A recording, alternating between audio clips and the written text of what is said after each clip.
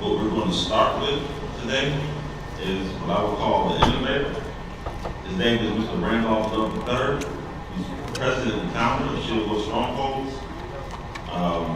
He's also the president and founder of, Shield Strongholds is a fractional CFO company that specializes in providing business and franchise owners with all the perks and benefits of having a full-time CFO and business succession planner, but for a fraction of the price. He's a partner and consultant with the Franchise Consulting Company, the largest American-owned franchise consulting company in the world. He's the author of the forthcoming financial literacy book, The Miracle Money Vehicle, How to Make Money Make Babies. This gives individuals and business owners a step-by-step guide on what they need to do to have the option to retire or exit their current position in less than 5 to 10 years, properly structured and funded trusts and tax strategies. Also, he's the host of the Entrepreneurship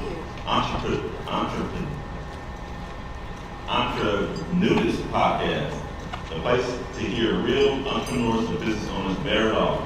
Ranked in the top 10% of podcasts for business owners and entrepreneurs by listeners.com. Join me all and give him a warm welcome to Mr. Randolph III.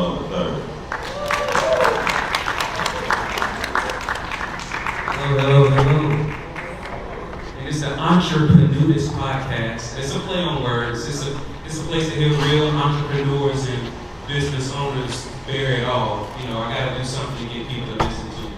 And just so you know, on my way here, I was trying to think of what's a clever way for me to garner instant rapport with my audience, and thereby making it more likely that you listen to me and maybe even do business with me in the future. And I thought maybe I'd try this. T-U? That worked better than I thought it would. But just so you know, my name is Randolph Love, like you said. Thank you so much.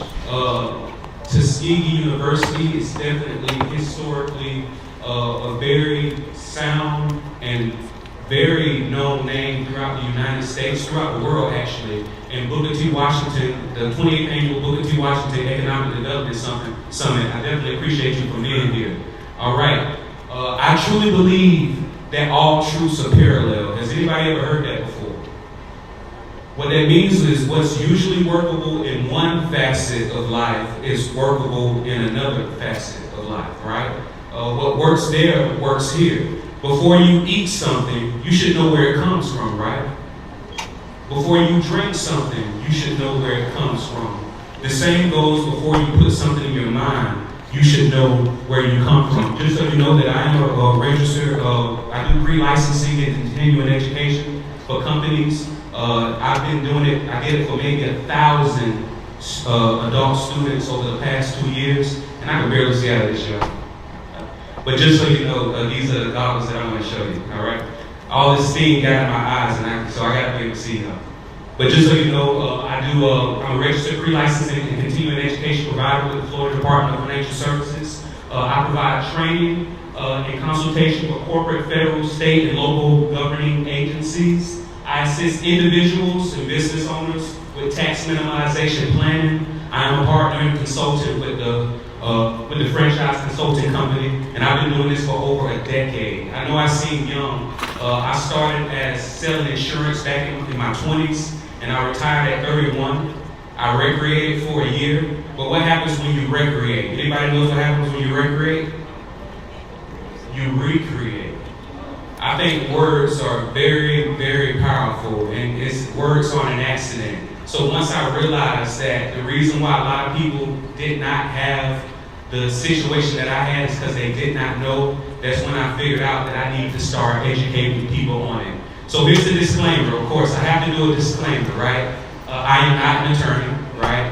And this is information, not advice. I'm going to say this is information, you say this is, I'm going to say this is information, you say not advice. This is information? Not advice. This is information? Not advice. Y'all not about to sue me. All right, so if you were here yesterday, you should have received one of these. Basically, it breaks down how very successful families keep the money going, all right? I think a lot of you are business owners in here because this is the Economic Development Summit. However, I know some of you are not. But did anybody know that the tax code was created to help business owners, not individuals? So even if you don't own a day-to-day business, it's best that you learn how these people do it, all right? One of my mentors, I want to tell you about it. Has anybody ever heard of a small company called ClickFunnels? It's a marketing company worth over $500 million, right? It's run by Russell Brunson. My business partner, a person that I meet with every month, a person that's educating me, is his father, Ross Brunson. And as the twig bends, so grows the tree. And Ross taught me what he taught Russell. He said, people hate to be inconvenienced by weather, right? They hate it. They hate the rain. They hate the hail. They hate the snow. So what did they do to keep them from being inconvenienced by this weather? They built a structure over them. But they didn't just build a structure that has one room in it, right? They got a kitchen to cook things in. They got an entertainment room to entertain their guests in whenever they come into town, right? They have a bathroom to clean themselves in. They have a bedroom to sleep in. You're not going to relieve yourself in the kitchen, are you? You're not going to cook anything in a bathroom. You're not going to entertain someone in your bedroom. I guess it depends on who you entertain. Right? But you get what I'm saying. Every room has its own function. What I said, all truths are parallel. The same goes for business entities. Most of y'all know about LLC, limited liability company. Who in here has a limited liability company, LLC? Right? Now here's the thing. LLCs are good at doing what it says it does. LLCs are good at limiting your liability. But I'm almost positive a lot of you have what's called a single member LLC. And what that means is, if you get sued, how hard is it going to be for them to show that you're using business money for personal and personal for business? It's going to be real easy. And what they're going to do is they're going to pierce the corporate veil, right? So, yes, all right, single member LLC, that's titled in your name, they're going to pierce the corporate veil. All right, but let's say that, for whatever reason, that the LLC does what it's supposed to do, and you have it set up the right way. Even if it limits your liability, does it help you with taxes? No, because it's considered a pass-through entity, all right? So all this money is coming in. You earn $500,000, and then they're going to tax you twice. They're going to tax you income tax, and they're going to tax you self-employment tax. Self-employment tax is 15.3% of all of your earnings. So some people, y'all might be very familiar with taxes, and you're going to say, well, they're only going to tax you that extra 15.3% up to approximately $160,000. That used to be true. Now what they do is, after you reach that threshold, they still keep taxing you 2.9%. That 15.3% is made up of your Social Security and your Medicare. Does anybody know that as long as you made at least $4,000 a year over the past 10 years that you already fully funded your Social Security? And it doesn't have to be consecutive. If at any point in the past 10 years you made at least $4,000 and you contributed to Social Security, you already fully funded your Social Security. So what that means is all that extra money is what? Gravy. Y'all want to keep giving them gravy? I know it's good, but are they handling your money correctly? Even if you believe in paying taxes, even if you know that it's a reason for it, and I believe it's a reason for it as well. I met some very good people here in the city of Tuskegee and the county of Macon that definitely knows how to spend this money and help y'all out, right? But when I'm talking about the federal government, why do you want to keep giving it to people who maybe might be mishandling your funds, right? So what you're going to do is that single member LLC, instead of putting it in your personal name, you create what's called a holding company. Now this holding company does no business with the public.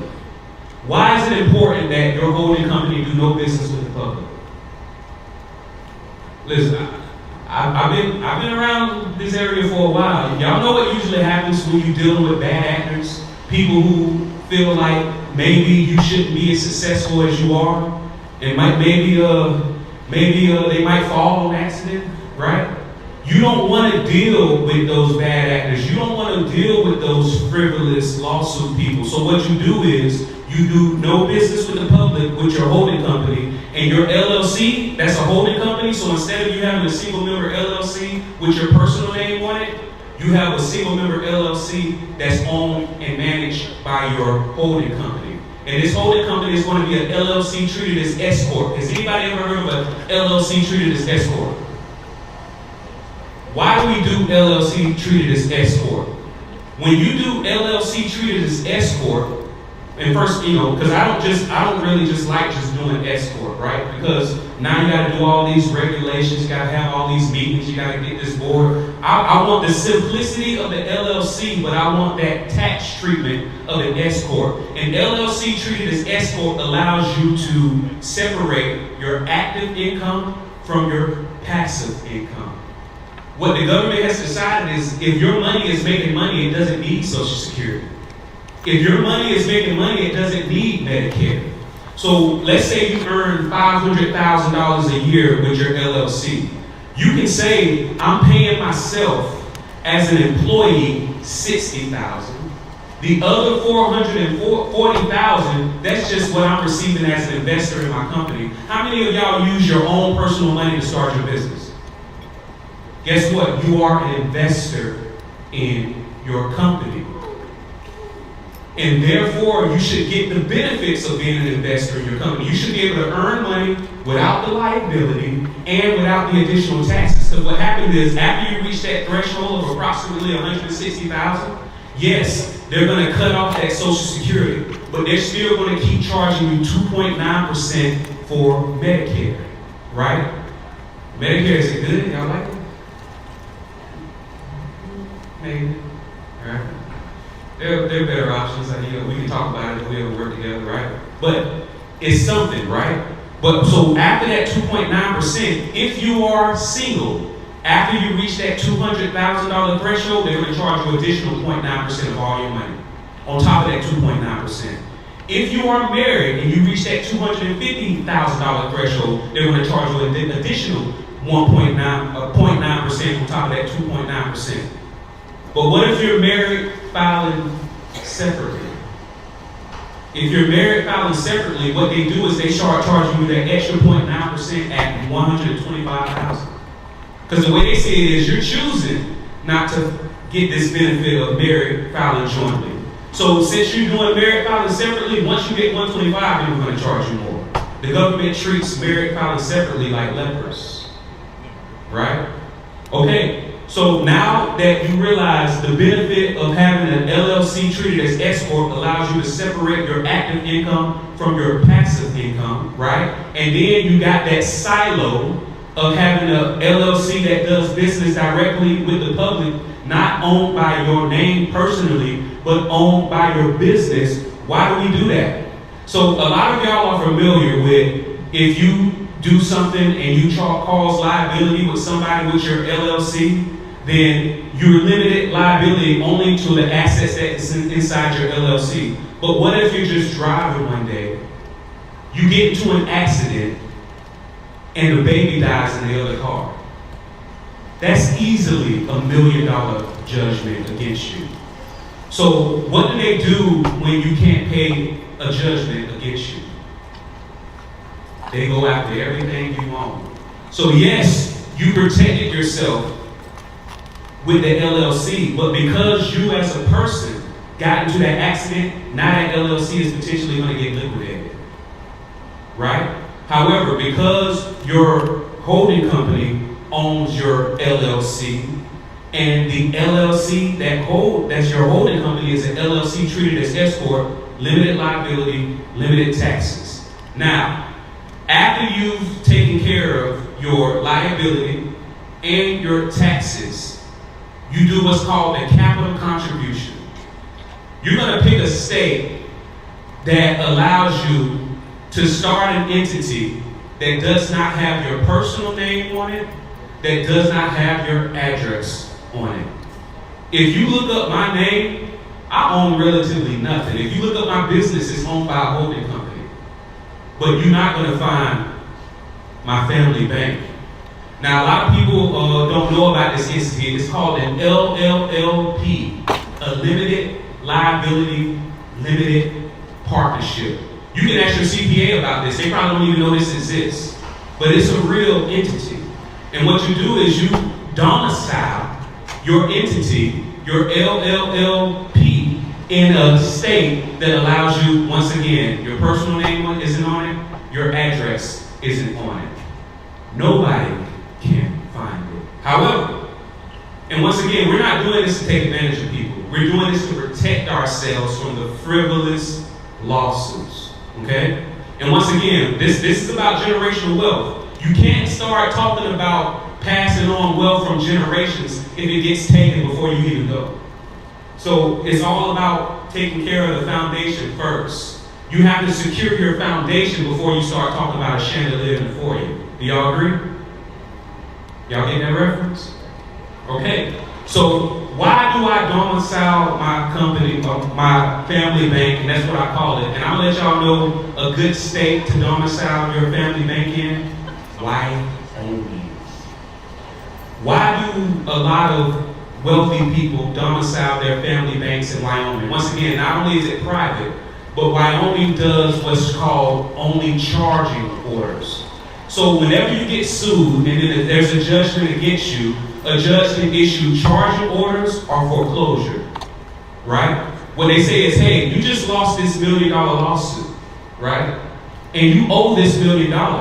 And then if you do not pay this $1 million that you owe, then the judge can order a foreclosure on all of your assets. Wyoming doesn't do foreclosure. Wyoming only does charging orders. So what that means is, if by chance somebody finds your family bank that's domiciled in Wyoming, this is the first thing that's going to happen. Usually when somebody sues you, they're going to go to the attorney first. The attorney is going to look you up, and then when they see you have deep pockets, what they do is they take the case on contingency. Does anybody know what contingency means? It means the attorney is going to work for free in hopes that they're going to win a big judgment, and then they're going to take their percentage on the back end.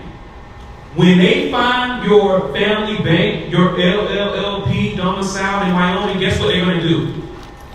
They're going to go to that person that's trying to sue you and say, hey, we can still go through with the lawsuit, but I can't work on contingency right now. I have to charge a retainer. Why do y'all think that attorney is now charging a retainer? They trying to get what they can get, because they know that it's very likely that they're not going to succeed in getting this money from you based off how the entity that you have set up and where you have it domiciled. So 90% of all people who are trying to sue you frivolously, they're going to leave once they realize that they can't hire an attorney for free. So you say that. But let's say that they do proceed, right? And they do pay this attorney this retainer. And they are successful in suing you, and you get $1 million judgment. Guess what happens? You get what they call a second bite at the apple. Because what happens is, when this attorney, when they win, they say, hey, I lost the lawsuit. You got me, right? Yes, you have $1 million lawsuit, but as you can see, my company is domiciled in Wyoming. And as you know, the judge is only able to issue charging orders. And as you know, because of that, I only have to pay you if I make a distribution from my company.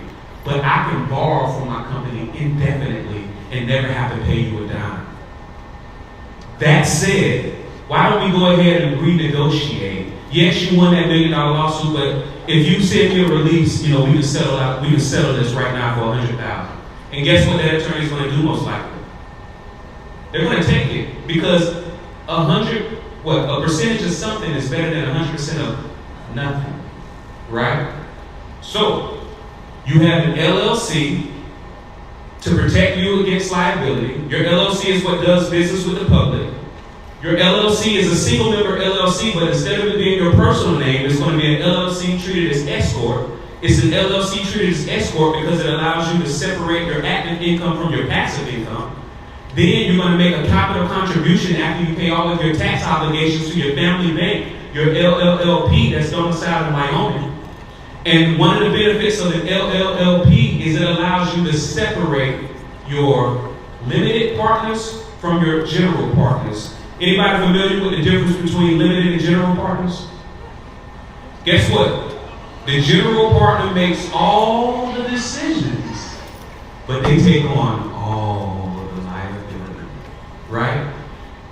If you look at this, and you probably can't see it, I'm going to give you the opportunity to get this document if you can't see it. But guess who is the 99% limited partner, limited owner of your LLLP? Your LLC treated as S corp. Guess who's the 1% general partner? Keep guessing. You'll never know because my general partner is on my private operating agreements. But in all my private operating agreements, my family trust is the general partner. Once again, nobody knows where my trust is. Nobody knows where the name of my trust. Nobody should ever know what the name of your trust is unless they absolutely have to. And even when the trust is created for you, and you have to open up an account or do some business with your trust, you have what's called a certificate of trust that allows you to move around without them seeing all the things that's inside of your trust. But guess what? Not only does my LLLP, my family bank, own all of my passive income producing properties, my land, right? My properties, all of my passive income producing, but guess what? It also owns my bank accounts. It owns my brokerage accounts. It owns my gold. It owns all of my cash value life insurance. Why am I doing that? Because guess what? If I'm ever in a supplemental proceeding and they're asking me, Mr. Love, do you have any bank accounts? No. Mr. Love, do you own any land? No. Mr. Love, do you own any gold? Do you own any silver? No. Why? Because it's another entity that owns it, not me, right? And once again, inside of your private operating agreement, who owns not your active income producing business and your passive income producing? Your trust. So not only did you protect yourself against taxes, not only did you protect yourself against liability, but because you have these operating agreements that control both sides of your life, you just did estate planning. Because what precedes you after death? Businesses. And now you don't have to deal with attorneys. You don't have to deal with courts. You don't have to deal with probate because you already set it up while you were alive. Not only did you help yourself, but then you help your family for when you're gone. Right? And then in that trust, of course, you can determine who gets what and how and all that good stuff. Right? Now, that's just the first part. If you want a copy of this, just text Legacy 24 to 904-822-4262. Text Legacy 24 to 904-822-4262. No spaces, no dashes, and I'll send you a copy of that document, okay? So, once again, say go back? All right, go back. Legacy 24, no spaces, no dashes, to 904-822-4262. All right? Oh, yes, sir. Do you think? Now, once again, like I said, you can't talk about generational wealth if you die broke. Does this look familiar to anybody? Here's a trivia question. You got two couples. Both have $500,000 in investment. Both are withdrawing 5% every year. Both are getting an average return of 6% every year. Each has an inflation adjustment of 3% each year, but at the age of 78, one married couple has negative $12,143, and the other married couple has a positive $1,132,964. Does anybody know how that's possible? I'm going to explain it. Why is one couple broke? Why does one have double their investment? And I'm going to tell y'all, who's the worst business partner? What if I told you this? I heard you. You may got a lot of, man, you've been through it, right? You probably hired and fired how many family members? You don't want to talk about it. Who's the worst business partner? What if I told you, Mr. Mayor, let's go into business together, but I want you to build all the relationships. I want you to take on all of the risks. I want you to kiss all the babies, shake all the hands. And when it's all said and done, I won't have. You don't know about that. That's a very political answer. He didn't give help. Yes, no. He said, I don't know about it. Right?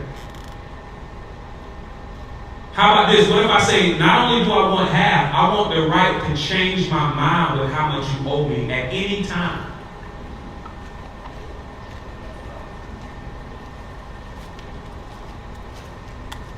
Anybody want that business partner? An IRA is an IOU. And I'm not just talking about IRAs, I'm talking about traditional 401ks, I'm talking about thrift savings plans, I'm talking about 403bs. If you actually print out your qualified retirement accounts and you look at it over a long period of time, guess what you'll see? You've been losing approximately 30 to 40% of your principal every 3 to 4 years. But you don't realize that. And when you actually see it while you're alive, anybody here has ever left a job and then they left their 401k with that job and then they went to another job? Don't it look like that 401k keep getting smaller and smaller because you're no longer contributing to it anymore? Out of 100 people, only 5 retire independently wealthy. 35 never make it to retirement age, and the rest are dependent upon the welfare of family and friends. What do you think those people were contributing to? Right? And I'm going to show you how taxes can adversely affect you using a illustration. If you take $1 and you double it every day for 20 days, did you know that $1 turns into $1,048,576 But guess what happens when you add a 25% tax bracket? That dollar just crashed dramatically to $72,570.64. What if you add a 33% tax bracket? Because there's a lot of successful people in here. Some of y'all are probably paying the highest tax bracket. It just crashed to $27,362.05.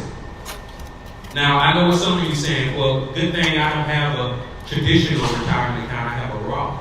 And listen, that's better than the traditional, but it is what it is. And if anybody don't know what a Roth is, if you take anything away from what I say and you still continue down the path of traditional advice, even though it didn't help the generation before you, even though it didn't help the generation before that, if you still follow down the traditional investment advice, at the very least, switch your traditional retirement account to a Roth.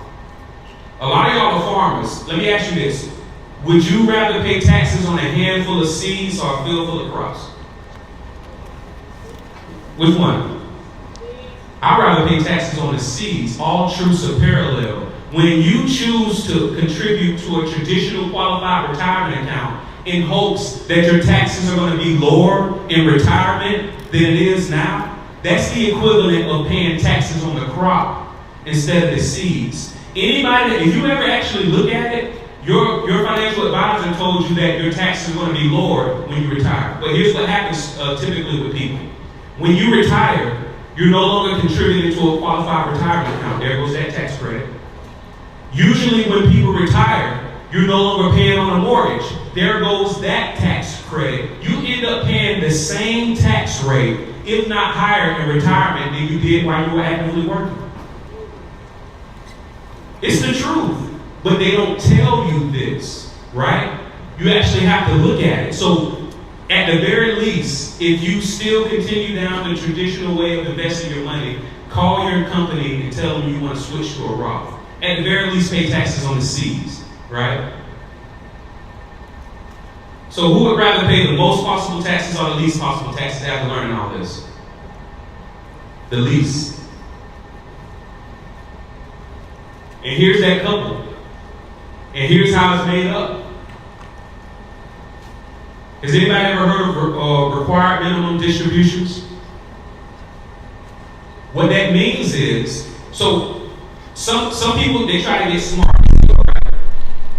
So you're taxing me on my Social Security, and you tax me all this money because I'm pulling from my qualified retirement? All right, I'm just not going to pull from it. Guess what the government says? No. You have to pull a very qualified minimum, and let me know when I'm reaching my limit. I appreciate it. You have to pull a required minimum amount, and then we tax you. And guess what? Does anybody else know that your Social Security is able to get taxed up to 85%? A lot of y'all don't know that's what's coming for you. A lot of people think that when you retire, when you get your Social Security, it's going to be tax-free. No. Depending on how you have everything set up, your Social Security can be taxed up to 85%. So this is how it looks.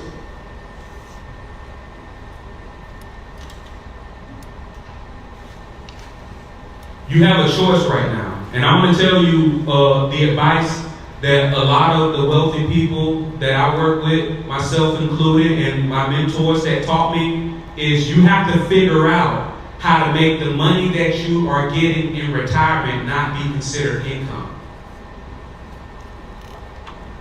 Got 5 minutes. And I don't know, it couldn't have worked out any perfect, y'all. I really want to go into detail about how we do this, right? But I'm going to ask you one more question. Do you think taxes are going to be lower or higher in the future? Everything that goes up must come down, except taxes. So, Miss Colorful Williams, she's putting on what we're doing on September 24th. It's a free lunch and learn. It's a free lunch and learn at the CDC Art Consortium. I'm going to go in detail how we're able to convert your income to where it's not considered income, to where you're not like that couple that ends up in debt at a certain age, to where you have tax-free income and you're receiving your Social Security 100% tax-free. But I don't want to, monopolize and take up the time. If y'all want to be a part of that, she does have a doc paper that you can sign up. Once again, it's free.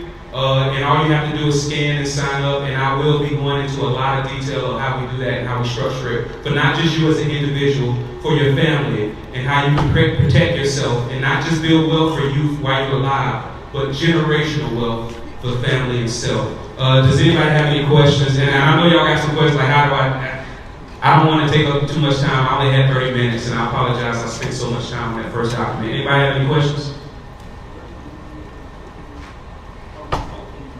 Colorful Williams, the very well-dressed, distinguished women over there.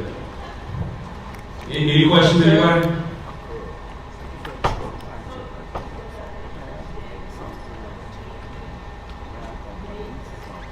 It's Tuskegee Macon County Community Development Corporation at 608 Diggle Street.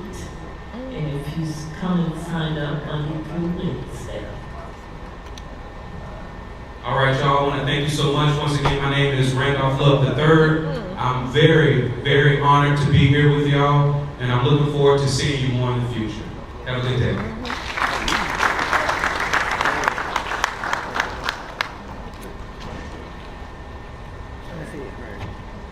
All right, can we give Randolph another round of applause? Well, we're going to change modes here.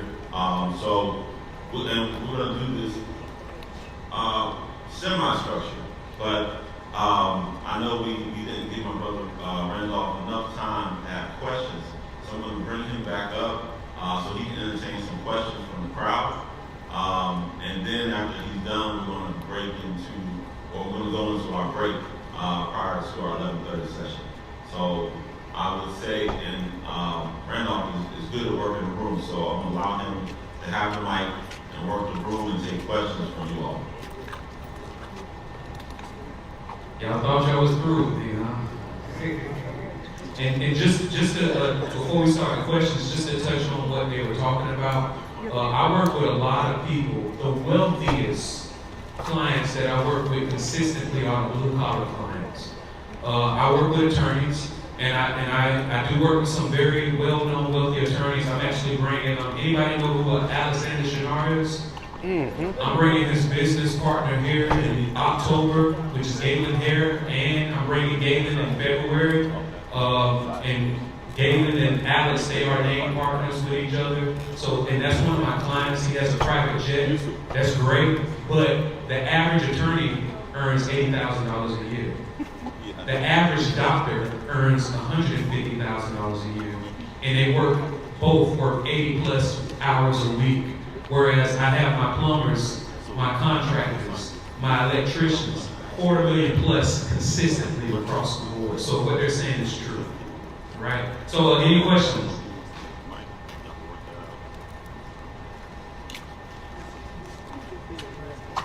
Question. So when you're talking about how hard is it to switch from a person's current operating system to the one that you were suggesting? Do you mean literally or emotionally? Literally is very easily. Emotionally is hard because you've been trained for so long that this is what you're supposed to do, and you think you're doing the right thing. Literally is very easy. You just have to rip the Band-Aid off. When you do switch from a taxable strategy to a tax-free strategy, you are going to have to pay some taxes initially. However, it's better to pay a lump sum and then start down the right path than to pay a lot over a long period of time. Any other questions?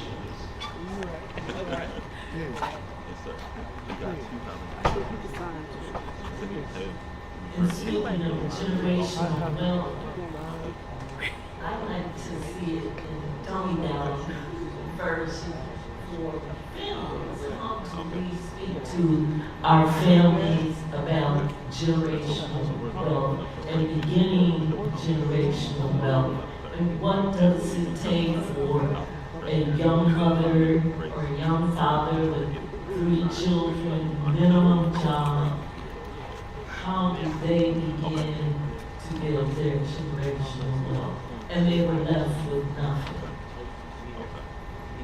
So, the way you do it is you start treating your family like a business.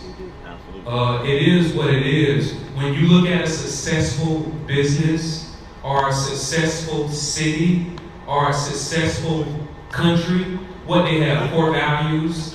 They have a family, they have a flag, they have a crest that represents them. You treat your family like a business. One thing that families can do immediately, and a lot of times people need to be incentivized. Did y'all know that if you go on a vacation right now with your families, whether you are in business together or not, if y'all go on a vacation and for 90 minutes a day, y'all talk about business. What that means is on your calendars, not on all of your calendars, you can go to the Bahamas, you can go to Hawaii, you can go to Europe. If you talk about business for 90 minutes a day, the entire family can write it off. So that's how you start. You got to understand psychology. You got to incentivize your family first. Hey y'all, let's go on this good trip. And then, invite somebody like me to just pop up. But, it is one of those things where when you start the cycle of contributing, instead of putting it into a traditional financial vehicle that, once again, it's felt the generation before you, it's felt the generation before them. Why keep doing the same exact thing? So once you actually just have somebody, because I'm good at talking to the right side of the brain. When I'm telling you my stories, And then the left side of the brain, when I'm pulling out all of the data and the analytics, you just basically need to treat it like what do they call it, intervention. Invite your family on a vacation. Show them in the tax code how, as long as we spend 90 minutes a day talking about business and strategy, we can write this off. And then bring somebody like me to do a family intervention. Any more questions? Oh. Just an observation, because I think when we're talking about generational wealth, sometimes we think that's easy. It's something that someone left me or gave me that somehow suddenly appeared from nowhere. So we do have to understand there's work involved, there's maintenance involved, there's that, like you said, that business side of it that we have to educate our folk about and to understand the obligations associated with the carrying on of that wealth. And when we talk about generation, we're talking in itself something for the future, not just us to maybe go on a vacation, but you understand? So, because that's sort of glamorizing it a little bit, but there are things that involve, and we do need to be educated. It's very intricate things involved with it. When you set up these trusts, and that's one of the things that I help people set up, you have two options. You can do what's called an equal distribution trust or an equal opportunity trust. I learned a long time ago the best thing that you can do for somebody is be somebody. People don't really respond to unsolicited advice. It can be the best advice they've ever received in their life, but because it's unsolicited, they don't get it. What I recommend and what I advise to the people that I work with is let's put your air mask on first, right? Let you operate on how it's supposed to be, right? And then when we set up your trust, let's make it an equal opportunity. What I mean by equal opportunity, it means that all of my people that come after me have access to this, as long as you do this, this, and this. One of the this things is we have to come together every year to educate the family on what we learned over the past year. And we have to go over the things that we learned from our matriarch, our patriarch. We have to go over our family curriculum. Just like this prestigious institution has a curriculum, your family needs to have a curriculum. And anybody that wants access to this generational wealth, you have to meet every year, and we have to discuss the curriculum that works and then bring in new knowledge to the family. So yeah, it does require work. Yes, ma'am. Any more questions? Heard?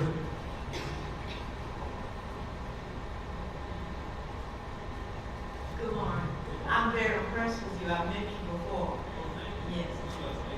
But this financial strategies with your family, the trust and all of that, are you going to address something similar to that on September the 24th? Because I have some family members I would like to invite, and to break it down, you're breaking it down, but they would understand. I can't explain it to them like that. And maybe together with all of us, we could develop a family way of making big money throughout the structure.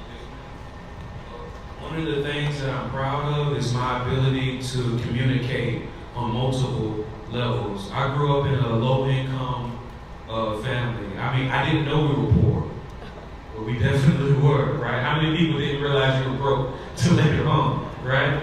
All I knew is don't touch the AC. I didn't know why. But if that AC bill was just $50 more that month, it destroyed everything, right?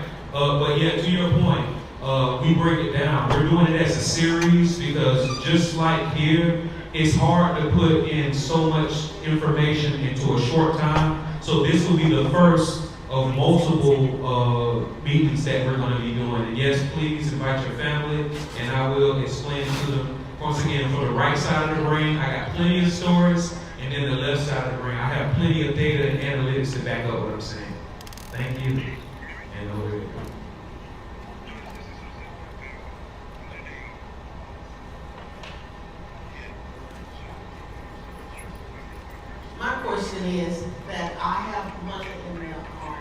retirement, the ROC program, and,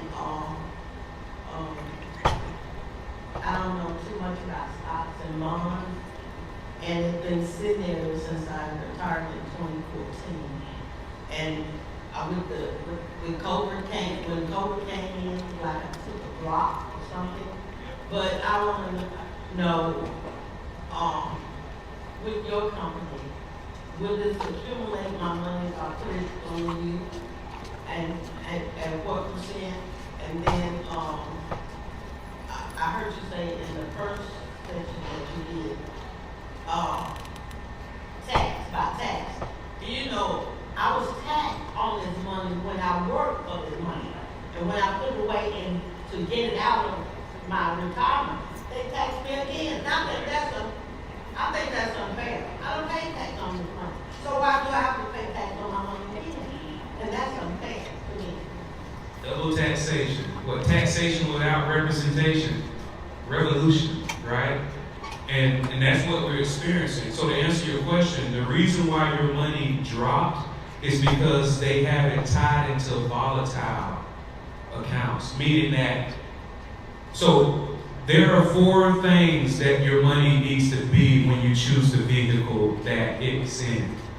Most people only look at the rate of return first because that's what you ask people. How much would I make? All right? But rate of return is number 3. First, it must be liquid. It doesn't matter how much your money is earning. If it's earning 100%, 200% a day, if you can't get to it, does that matter? So the most important thing is it has to be liquid. The second thing is it has to be safe. What you're dealing with is when your money is tied into volatile or vehicle, you can go to sleep one night and wake up the next morning and you are 50% less. I remember in 2008, I was working in a warehouse, Winn-Dixie warehouse. The worst job I ever had in my life. Not good. I had to do too much. That's the only job that I was ever let go from, right? Because I couldn't keep up. But there were men there that were great at it. They worked there for 40 plus years. And guess what? We did the whole little celebration. I remember it was 2 gentlemen. We did the whole celebration. We had the food, we had the drinks. They got their company watch. And then they left. And then who remember what happened in 2008? They came back the very next week working like we never did anything.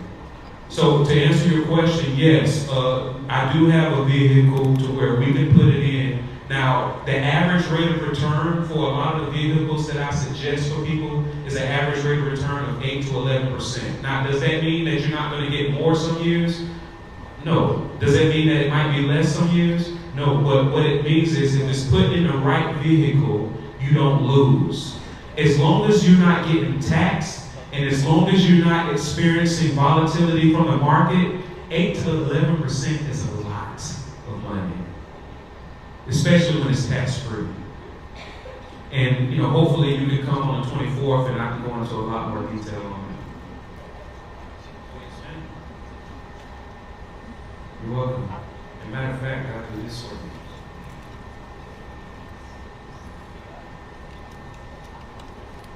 And if anybody wants a copy, one of these booklets, let me know.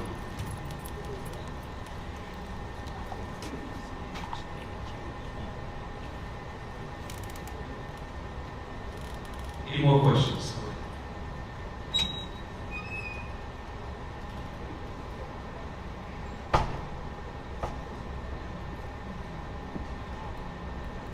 Any question? Or booklet? Oh, dang, I set it up. Man, you're so helpful, man. Thank you. Any other questions? And he's question. You got a question? Question. If you got a question, raise both hands.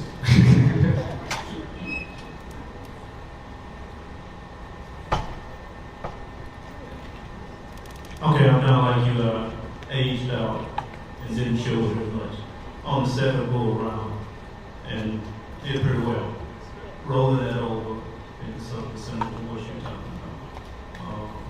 Your suggestions or how to handle it, other than talking to you later. Man, I'm trying to tease the sensibilities. But I'll go ahead and say this, all right? If I told you that there was something that exists, well, first let me ask you this question. Anybody know what baking soda is? What are some clever things that you can do with baking soda? Feel free to shout it out. What's some clever things you can do with baking soda? Clean up. Did you say gas? Brush your teeth. It eliminates odor. It does a lot of things. Put it on your battery, clean it up. I've asked so many people in so many locations what they can do with baking soda, and they never say what you can actually do, what it was made for. Baking. Don't think about what it is, think about what it does. If I told you there's something that was liquid that you can get to within 1 to 3 days, if I told you there was something that was safe, you could go to sleep and not wake up and you lost 30% of your principal. If I told you it was something that was very great, predictable, tax-free rate of returns on average at 8 to 11%, and that it was tax-free, what would you call that? A miracle. It's life insurance, y'all. Now, here's the thing. I know some of you probably have a policy that was set up by somebody and they told you, hey, if you use life insurance, you can do this, that, and the third. But let me tell you this. Has anybody ever seen a Chrysler 300? I remember when I saw my first Chrysler 300, I was a kid, right? And me and my friends, like I told you, we grew up in a poor neighborhood. And whenever we saw a Chrysler 300 pass by, we would stop what we were doing. We would look at it pass by like, look at that car. It looks just like a Bentley. It looks just like a Bentley. And we would literally stop what we were doing and watch it pass by. Until one day I grew up. And not only did I see a Chrysler 300 and a Bentley parked right next to each other, they were both the same color and they were both back then. And it was at that very moment that I said a Chrysler 300 looks nothing like a Bentley. It's just a tool. A life insurance policy is just a tool. If you have a whole life policy, anybody, I want to tell you to write this down, but it might get too complicated. The way you figure out how much your money is making is you take the beginning value, you subtract it from the ending value, and then that difference you divide it by the beginning value, and that's what you get your percentage of return, whether negative or positive. If you have a whole life policy, take how many premiums you paid into it, then subtract it from what your available cash value is, and then whatever that difference is divided by how much you put into it, you will be shocked to discover that your money is earning less than 5%. And it's only 5% if you started the policy in your 30s and then cash out in your 90s. So what I tell people to do is, have you ever heard of a 1035 exchange? Now, a lot of people have heard of a 1031 exchange. Whenever you make money on a property that you sell and then you transfer that money to the property, a 1035 exchange says, hey, anybody in here, if you have a policy that's not performing like I said it should perform, bring it to me. What I do is I create a better, properly structured policy. And the way the 1035 exchange works is I have to take what I created from you and what your old policy is, and I have to show it to my carrier, and I have to show it to your old carrier, and they both have to agree that what I made for you is better. So even if this might be some of y'all first time understanding that life insurance is how these wealthy families are doing it, what they're doing is they are, as soon as the baby turns 15 days old, they're putting policies on the baby, and then they're making the trust the beneficiary. And what happens is the family members all have access to it as long as they come, like I said, the equal opportunity. As long as they come every year and learn and share and gain knowledge and pay the money back, they have access to it for the rest of their lives. If any of your policies are not performing like I said, let me look at it. I'll show you how it should be. But to answer your question, what I do is we rip the Band-Aid off. We take that lump sum, we put it into a properly structured index universal life policy, not a life policy. Because the reason why I like index universal life is, the reason why that whole life is earning an aggregate of only 5% over 60 years is because the majority of the money that's coming is used to pay for the death benefit. Or the properly structured index universal life policy allows you to do, it allows you to switch the death benefit from increasing into perpetuity to level. So now your cost of insurance is only 1%, and then you get to keep the rest as that tax-free money that I'm talking about. It's 3 internal revenue codes: 7702, 101A, and 72E. 72E says as long as your money is in a vehicle that's considered a life insurance policy, it grows tax deferred. 7702 says as long as your money is considered a life insurance policy and you access it correctly, you get it tax-free. 101A says as long as your money is in something that's considered a life insurance policy, whatever you have in it will blossom to a larger number and pass to your family tax-free. Did that answer your question? All right, let's go deeper.